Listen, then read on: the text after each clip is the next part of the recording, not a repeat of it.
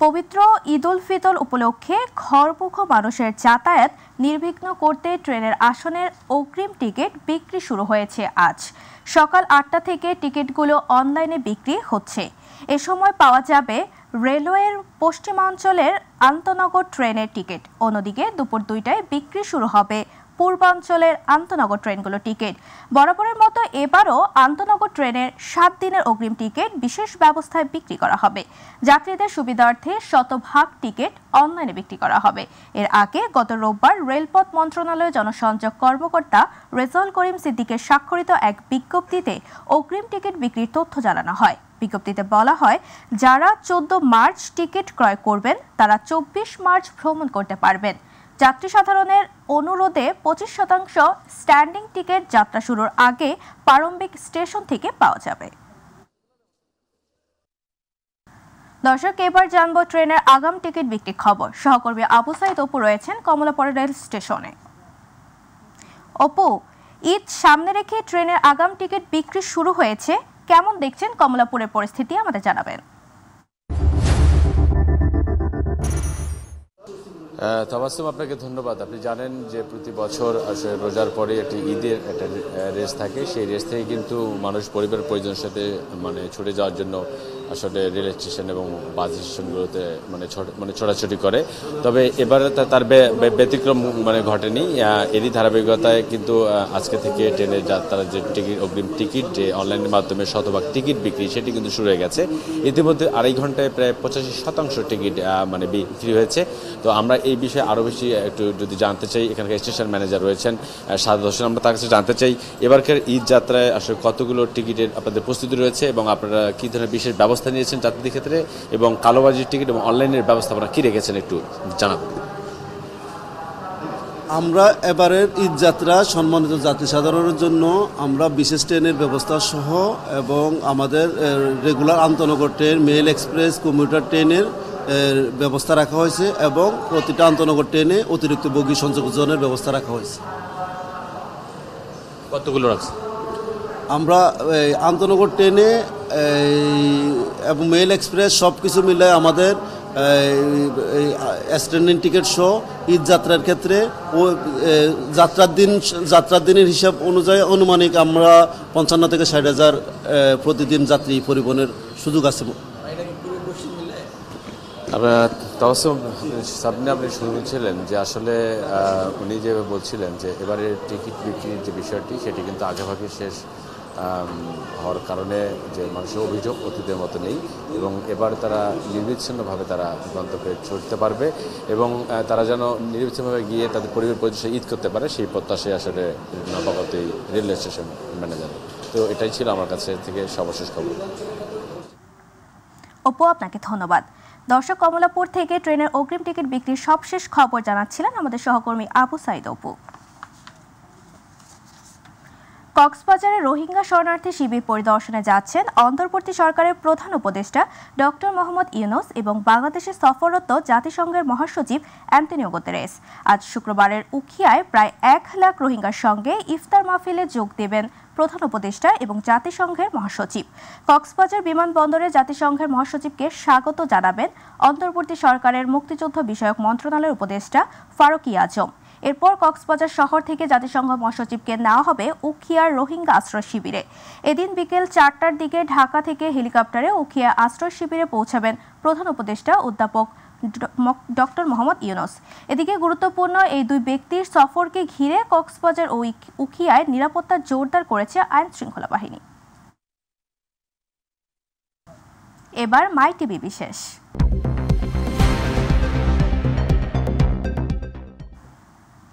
রাজনৈতিক দলগুলোর মধ্যে মতবিরোধ ও দূরত্ব থাকলেও পবিত্র রমজান মাসে ইফতারকে কেন্দ্র করে বসছেন একসাথে।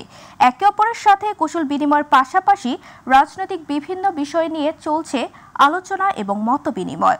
সৌহার্দ্যপূর্ণ এই ইফতার বৈঠকগুলোর মধ্য দিয়ে গণতন্ত্র ও বহুমত পথের রাজনৈতিক স্বাধীনতার পথ আরও বিকশিত হবে বলে মনে করেন বিভিন্ন রাজনৈতিক দলের নেতারা। সুফালির বিশেষ রিপোর্ট।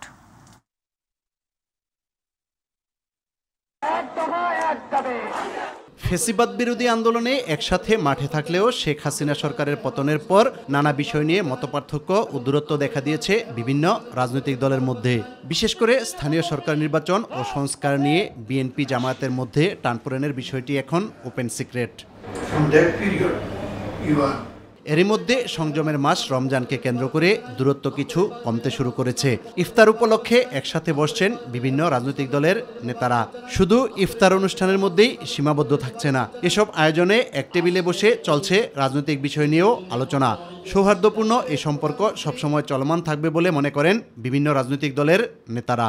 এক এক দলের ইফতার মাহফিলে যাচ্ছে, সেখানে শুভেচ্ছা বিনিময় হচ্ছে। আসলে ওখানে আনুষ্ঠানিকভাবে যতটুকু না হচ্ছে, অনানুষ্ঠানিকভাবেই মূলত ওখানে মূল কাজটা হয়, কথা হয়, আলাপ হয়, যেগুলো মিডিয়াতে আসে না। আমি খুব ইম্পর্টেন্ট আলোচনাও সেখানে হতে দেখেছি। যেমন ধরেন সেখানে এটাও আলোচনা হয় যে আসলে আমরা যাই বলি দেশটা তো আমাদের, মানে এভাবে কথা বলেন ওনারা। ব্যক্তিগত সৌহার্দ্য এটা রাখা খুবই জরুরি, যা আমাদের রাজনীতিতে অনেক দিন ধরে ছিল না।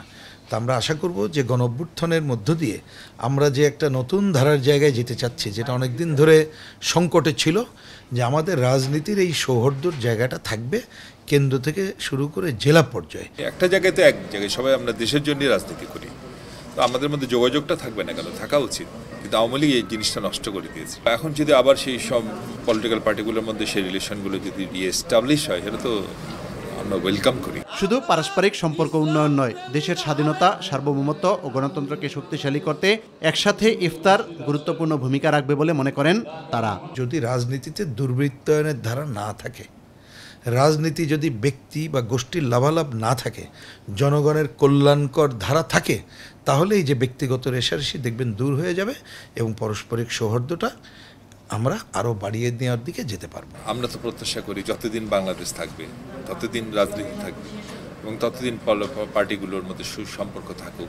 মতপার্থক্য, মতদ্বৈততা, এটা গণতন্ত্রের সৌন্দর্য এবং রাজনৈতিক পার্টিগুলো এই মতগুলো তুলে ধরেন বলেই তো জনগণ সচেতন হন। আমার তো মনে হয় যে এখন যে পরিস্থিতিটা আছে, ইফতার মাহফিলের এই সংস্কৃতির মধ্য দিয়ে রমাদানের যে ধাপটা আমরা অতিক্রম করছি এবং রাজনৈতিক যে কিছুটা সংকট বা মতবিরোধের যে কথা আমরা বলে থাকি, সেই জায়গাটা অনেকাংশে সেটা কমে আসবে। ইউসুফ আলী, মাই টিভি, ঢাকা। মহানগরীর প্রোগ্রামে মাদারীপুরে অলস পড়ে আছে আধুনিক 250 শয্যা জেলা হাসপাতালের আইসিইউ। সেবা চালু না হওয়ায় নষ্ট হচ্ছে কর্মক্ষমতা। উল্টো আইসিইউ সেবা না পাওয়ায় মুমূর্ষু রোগীদের পাঠানো হয় ফরিদপুর কিংবা ঢাকা মেডিকেলে। এতে খরচের সাথে বাড়ছে ভোগান্তি। ক্ষুব্ধ রোগী, স্বজন ও এলাকাবাসী। স্বাস্থ্য বিভাগ বলছে জনবল ঘাটতি থাকায় চালু করা যাচ্ছে না এই আইসিইউ সেবা। প্রতিনিধি মাসুদুর রহমান সর্দারের রিপোর্ট, জানাচ্ছেন ইলিয়াস কমল। মাদারীপুর পৌরসভার সৈয়দর বালি মৌজায় দাঁড়িয়ে আছে দৃষ্টিনন্দন 7 তলা বিশিষ্ট 250 শয্যার আধুনিক জেলা হাসপাতাল। রোগীদের সুবিধার্থে 30 কোটি টাকা ব্যয়ে নির্মিত হাসপাতালে 3 কোটি টাকার আইসিইউ সহ বিভিন্ন যন্ত্রপাতি কেনা হয়। 2023 সালের নভেম্বর মাসে উদ্বোধন হলেও আইসিইউর সেবা মিলছে না এখনও। সারিবদ্ধভাবে যন্ত্রপাতি সাজানো থাকলেও 24 ঘন্টায় বন্ধ থাকে হাসপাতালের 7ম তলার এই রুমটি। ফলে সেবা নিতে আসা অধিকাংশ মুমূর্ষু রোগী ও তাদের স্বজনরা পড়েন চরম বিপাকে। যে আইসিইউ বেডটা অতি দ্রুত বাস্তবায়ন করা হোক, যাতে আমাদের মতো গরিব দুঃখী যারা আছে, দুর্ভাগ্য, তারা যাতে সঠিক চিকিৎসা পেতে পারে। রোগী নিয়ে অনেক দূর দূরান্তে যাইতে হয়। এটা সরকার কাছে আবেদন যেন আইসিটা শীঘ্র চালু হয়ে যায়। আইসিইউর পেশেন্টগুলি এখানে আসে কিন্তু তারা ভোগ করতে পারে না, আর এই পেশেন্ট যখন ঢাকা নেয়, ঢাকা পথেই তারা মারা যায়। এই জন্য স্বাস্থ্য বিভাগের অব্যবস্থাপনাকেই দায়ী করছেন রোগী, স্বজন ও সচেতন মহল। এখানে কোনো কিছু বলতে হলে আইসিইউ রোগের নাম আসতে গেলে চলে যেতে হয় ফরিদপুর কিংবা ঢাকায়, যেটা আমাদের মাদারীপুরের জন্য একটি দুর্ভাগ্য। সরকারের এই যে টাকা খরচ করেছে মানব যে স্বাস্থ্য সেবার খুব গুরুত্বপূর্ণ একটা জায়গায় আইসিইউ, সেই সুবিধাটা পাক, এটা আমরা চাচ্ছি। শিগগিরই আইসিইউর সেবা চালু করতে প্রয়োজনীয় ব্যবস্থা গ্রহণের আশ্বাস দিয়েছেন ভারপ্রাপ্ত সিভিল সার্জন। জনবলের বিষয় হচ্ছে যে সরকারও অবগত ছিলেন এবং আমরাও আমাদের পক্ষ থেকে চিঠি দিয়েছি। এর পরবর্তী সময়ে আরও 2-3 বার চিঠি দেওয়া হয়েছে। কর্তৃপক্ষ আশা করি যে খুব শীঘ্রই এটার ব্যবস্থা নেবেন। মাদারীপুরের 250 শয্যা জেলা হাসপাতালে বিশেষজ্ঞ চিকিৎসক, নার্স ও টেকনিশিয়ানের 267 পদের মধ্যে 102টি পদ খালি রয়েছে। ইলিয়াস কমল, মাই টিভি। ইন্স্যুরেন্সের মেয়াদ শেষ হলেও কষ্টার্জিত টাকা পাচ্ছেন না দিনাজপুর পার্বতীপুরের কয়েক হাজার গ্রাহক। জমানো টাকা ফেরত পেতে প্রশাসনের হস্তক্ষেপ কামনা করছেন ভুক্তভোগীরা। অভিযোগ পেলে প্রয়োজনীয় ব্যবস্থা গ্রহণের আশ্বাস দিয়েছে উপজেলা প্রশাসন। প্রতিনিধি আব্দুল্লাহ আল মামুনের রিপোর্ট, জানাচ্ছেন জুবাইর রহমান। নির্দিষ্ট সময়ে পলিসির টাকা দিয়ে শেষ করেছেন মেয়াদ, কিন্তু দিনাজপুরের পার্বতীপুরে ইন্স্যুরেন্স কোম্পানির কয়েক হাজার গ্রাহকরা পাচ্ছেন না পলিসির টাকা। নামে লাইফ ইন্স্যুরেন্স হলেও বর্তমানে মৃত্যুকূপ হয়ে দাঁড়িয়েছে এসব প্রতিষ্ঠান। জমা টাকা চাইতে গিয়ে প্রতিনিয়তই হয়রানির শিকার হচ্ছেন বলে জানিয়েছেন গ্রাহকরা। দিনের পর দিন ঘুরেও টাকা না দেয়ায় দিশেহারা হয়ে পড়েছেন ভুক্তভোগীরা। দ্রুত সময়ের মধ্যে জমাকৃত টাকা পেতে সংশ্লিষ্টদের হস্তক্ষেপ কামনা করছেন তারা। 10 বছরের এক মেয়াদি একটা ইন্স্যুরেন্স খুলি, সেটা 21 সালে শেষ হয়ে গেছে। 3 বছর থেকে আমাকে ঘুরাচ্ছে, কোনো টাকা দিচ্ছে না। গেলে বলে আপনার সিরিয়ালে আছে, এটা হচ্ছে ওটা হচ্ছে অ্যাকাউন্টেন্ট, সব কিছুই দিছি। আমি যেদিন বই জমা দিছি সেদিনই দিছি। পরিশ্রম কষ্টের টাকা যেটা জমা রাখছি আমি সেটা আমি চাই। দেব করে আজ পর্যন্ত আমি এখন 4-5 বছর এখন টাকা পাইনি। আমরা টাকা ফেরত চাই, তা দেয় না। নাম সর্বস্ব এসব ইন্স্যুরেন্স কোম্পানির গ্রাহক হয়রানির কথা জানিয়েছেন প্রত্যক্ষদর্শী স্থানীয়রাও। তাদের দাবি, নিজেদের জমাকৃত টাকা তুলতে প্রতিদিনই দূর দূরান্ত থেকে হাসি মুখে গ্রাহকরা এলেও দিন শেষে হতাশ হয়ে ফেরেন তারা। 3 বছর কারো 2 বছর মেয়াদ শেষ হয়েছে, টাকাই দেয় না। কান্দাকাটি করে, কিন্তু ওরা তো শুরু হওয়া দেয় না, আবার কি বা বোঝায় ওরা চলে যায়। এ বিষয়ে কথা বলতে চাইলে কোনো ইন্স্যুরেন্স কোম্পানির ম্যানেজারদের সন্ধানই পাওয়া যায়নি। কাউকে পাওয়া গেলেও কোনো সদুত্তর দিতে পারেননি তিনি। নতুন বর্জিত দায়িত্ব হাতে পেয়েছে, পর্যায়ক্রমে প্রত্যেকটা টাকা প্রত্যেকটা গ্রাহকের হাতে যথাসময়ে পৌঁছে দেবে। তবে যত দ্রুত গ্রাহকের টাকাগুলো যে যায়, আমরাও কিন্তু এখান থেকে নিষ্কৃতি পাই। গ্রাহক হয়রানির বিষয়ে লিখিত অভিযোগ পেলে তদন্ত সাপেক্ষে সংশ্লিষ্টদের বিরুদ্ধে আইনগত ব্যবস্থা নেওয়ার আশ্বাস দিয়েছে উপজেলা প্রশাসন। আমি যদি লিখিত অভিযোগ পাই, লিখিত অভিযোগ পেলে তদন্ত সাপেক্ষে আমি আইনগত ব্যবস্থা নিব ইনশাআল্লাহ। জুবাইর রহমান, মাই টিভি নিউজ। ঈদ উল ফিতর উপলক্ষে জমে উঠতে শুরু করেছে রাজধানীর উত্তরার বিপণী বিতানগুলো। অনেকেই আগেভাগে সেরে নিচ্ছেন কেনাকাটা, আবার অনেকে ঘুরে ঘুরে করছেন বাজার যাচাই। তবে আশানুরূপ ভিড় না থাকলেও দোকানীদের আশা সামনে বাড়বে ক্রেতা সমাগম। শাহজালাল জুয়েলকে সাথে নিয়ে ইলিয়াস মাতবরের রিপোর্ট। ঈদ উপলক্ষে জমে উঠেছে রাজধানীর উত্তরার শপিং মলগুলো। ফুটপাতের দোকানেও ক্রেতাদের কমতি নেই। কেউ এসেছেন বাজার যাচাই করতে, কেউ বা এসেছেন এবারের ঈদ কালেকশনের সমাহার দেখতে। গরমের কারণে এবারের ঈদ সুতি এবং হালকা রঙের কাপড়ের দিকে ঝুঁকছেন ক্রেতারা। সাধ্যের মধ্যে ঈদের পোশাক কিনতে ফুটপাতের দোকানই অনেকের ভরসা। যত ঈদ ঘনিয়ে আসবে ফুটপাতের দোকানে ততই ভিড় বাড়বে বলছেন ব্যবসায়ীরা। বর্তমানে এরকম বেচা কিনা শুরু হয় না, কিন্তু এটা শুরু হয় আপনার 15 রোজা থেকে। 10-15 দিন এটা হচ্ছে আমাদের এক্সট্রা একটা বেচা কিনা। এখনো ঈদের বাজার ভালোভাবে জমে না উঠলেও 15 রোজার পরে এবং ছুটির দিনগুলোতে ব্যবসা জমে উঠবে বলে প্রত্যাশা দোকানীদের। তুলনা থেকে দামের প্রাইসটা একটু বেশি, কারণ হচ্ছে দেশের সব জিনিসের প্রাইসটা একটু বেশি হচ্ছে। তারপর যে ফেব্রিক্স কোয়ালিটিটা আছে এটা হচ্ছে এক্সপেন্সিভ।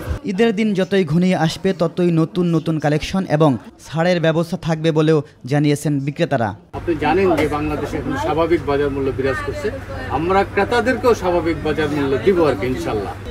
ইলিয়াস মাতবর, মাই টিভি, ডেস্ক রিপোর্ট। যুগের সাথে তাল মিলিয়ে আধুনিকায়নের ফলে সারা দেশ জুড়ে ব্রাহ্মণবাড়িয়ার ঐতিহ্যবাহী পাদুকা শিল্পের আলাদা খ্যাতি রয়েছে। আসন্ন ঈদ উল ফিতরকে কেন্দ্র করে ব্যস্ত সময় পার করেছেন পাদুকা শ্রমিকরা। দেশের বিভিন্ন প্রান্ত থেকে পাওয়া অর্ডার অনুযায়ী পণ্য ডেলিভারি দিতে দিনরাত কাজ করে যাচ্ছেন তারা। তবে জুতা তৈরি বিভিন্ন কাঁচামালের দাম বৃদ্ধিতে গতবারের তুলনায় জুতা তৈরি ও আমদানি রপ্তানি কমে অর্ধেকে নেমেছে। প্রতিনিধি নুরুল আরাফাতের রিপোর্ট, জানাচ্ছেন শামস তাবরিজ উচ্ছ্বাস।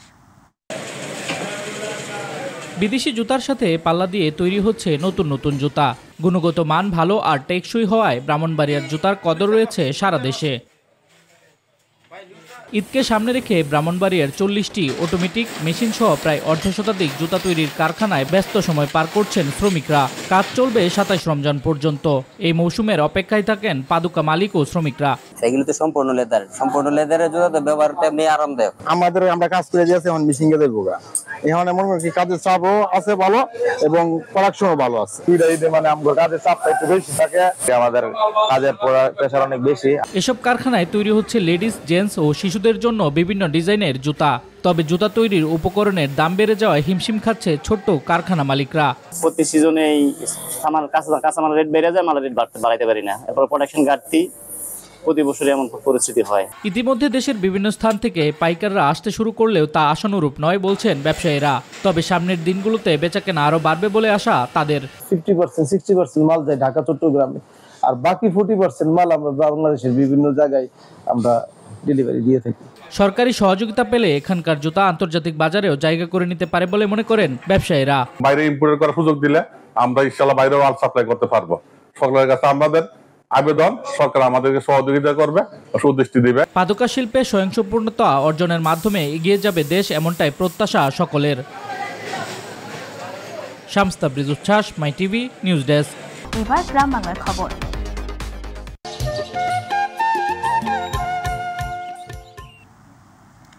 নারায়ণগঞ্জের রূপগঞ্জে চকলেটের প্রলোভন দেখিয়ে 7 বছরের শিশুকে ধর্ষণ করেছে ইব্রাহিম মিয়া নামের এক ব্যবসায়ী। বৃহস্পতিবার উপজেলার তারাবো পৌরসভা রূপসী বাঘবাড়ি এলাকায় এই ঘটনা ঘটে। ধর্ষণের ঘটনা ধামাচাপা দিতে শিশুর বাবা মাকে হুমকি ধামকি দিয়ে 5,000 টাকাও দিয়েছেন অভিযুক্ত ব্যবসায়ী ও তার সহযোগীরা। ঘটনাটি জানাজানি হলে রাত 11টার দিকে এলাকাবাসী চড়াও হয়ে ইব্রাহিমের বাড়ির সামনে বিক্ষোভ করতে থাকে।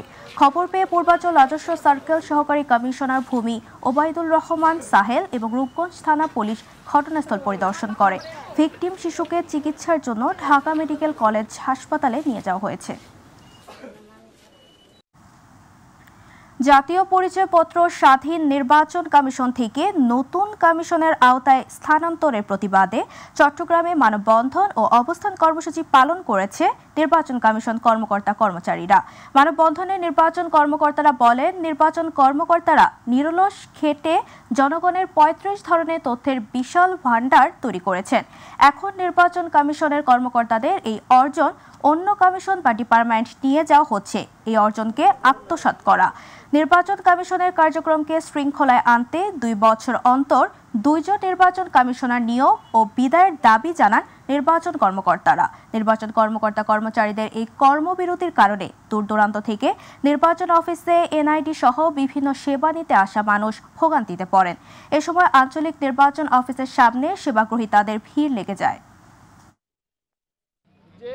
নির্বাচন কমিশনের সাথেই আরও 2 জন কমিশনার যদি নিয়োগ করে এই এনআইডির সার্ভিস কমিশন করা হয়, দেন আমি মনে করি এটা এখানেই সুরক্ষিত থাকবে। একটা ডিপার্টমেন্টের অর্জন অন্য ডিপার্টমেন্টে নিয়ে গেলে বাংলাদেশের সমৃদ্ধিতে অন্যান্য ডিপার্টমেন্টের মনোবলে সেটা আঘাত আনবে। কেউ ইনোভেশনে যাবে না, সবাই বসে থাকবে এবং বাংলাদেশের ইনোভেশন এবং সমৃদ্ধি নষ্ট হওয়ার সম্ভাবনা দেখা দিয়েছে। পবিত্র মাহে রমজান উপলক্ষে বিএনপির ভারপ্রাপ্ত চেয়ারম্যান তারেক রহমানের নির্দেশনায় চট্টগ্রাম নগরীর আগ্রাবাদস্থ মা ও শিশু হাসপাতালের সামনে রোগী ও পথচারী রোজাদার মানুষের মাঝে সেহরি বিতরণ করেছে চট্টগ্রাম মহানগর স্বেচ্ছাসেবক দল। এতে প্রধান অতিথি ছিলেন চট্টগ্রাম মহানগর স্বেচ্ছাসেবক দলের আহ্বায়ক বেলায়েত হোসেন পুলু। বিশেষ অতিথি ছিলেন মহানগর স্বেচ্ছাসেবক দলের সদস্য সচিব ইনজি জমির উদ্দিন নাহিদ। এ সময় উপস্থিত ছিলেন মহানগর ও থানা স্বেচ্ছাসেবক দলের নেতৃবৃন্দরা। ফরিদপুরের ভাঙ্গায় নির্বাচন কর্মকর্তা কর্মচারীদের উদ্যোগে কেন্দ্রীয় কর্মসূচির অংশ হিসেবে জাতীয় পরিচয়পত্র পরিষেবা স্বাধীন নির্বাচন কমিশন হতে সংবিধানবদ্ধ নতুন কমিশনের স্থানান্তরের পরিকল্পনার বিরুদ্ধে স্ট্যান্ড ফর এনআইডি কর্মসূচি পালিত হয়েছে। গতকাল নির্বাচন কমিশন অফিসার্স অ্যাসোসিয়েশনের আয়োজনে ভাঙ্গা উপজেলা নির্বাচন অফিসের সামনে 2 ঘণ্টা ব্যাপী কর্মসূচিতে অংশ নেন উপজেলা নির্বাচন কর্মকর্তা Mohammad Hasan Uddin, entry operator, scanning operator, সংশ্লিষ্ট কর্মকর্তা কর্মচারী, সেবা প্রত্যাশী, শিক্ষক, গণ্যমান্য ব্যক্তিবর্গ। নড়াইলের লোহাগাড়ায় 24-25 অর্থ বছরে কৃষি পুনর্বাসন সহায়তা খাত হতে খরিফ মৌসুমে গ্রীষ্মকালীন মুগ ও তিল ফসলের উৎপাদন বৃদ্ধির জন্য ক্ষুদ্র প্রান্তিক কৃষকদের মাঝে বিনামূল্যে বীজ ও রাসায়নিক সার বিতরণের উদ্বোধন করেন উপজেলা নির্বাহী অফিসার মোহাম্মদ আবু রিয়াদ। এ সময় উপজেলা কৃষি অফিসার ফারজানা আক্তার, কৃষি সম্প্রসারণ অফিসার সালমান জামান, নড়াইল জেলা বিএনপি সাংগঠনিক সম্পাদক মোহাম্মদ টিপু সুলতান, মাই টিভির নড়াইল প্রতিনিধি মোহাম্মদ খায়রুল ইসলাম, উপজেলা বিআরডিবির কর্মকর্তা মোহাম্মদ কামরুজ্জামান মিয়া সহ আরও অনেকে উপস্থিত ছিলেন।